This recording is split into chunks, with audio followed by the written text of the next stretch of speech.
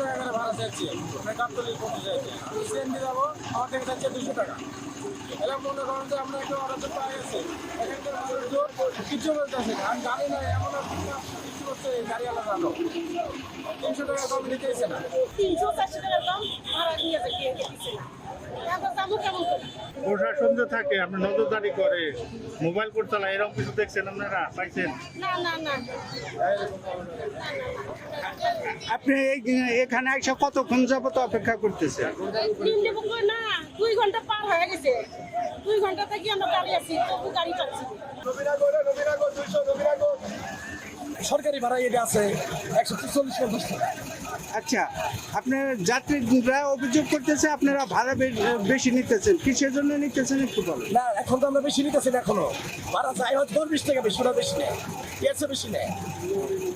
আমরা খালি গাড়ি দিয়ে আসি ঢাকা থেকে, তারপর 10-20 টাকা বেশি বেশি নেয়।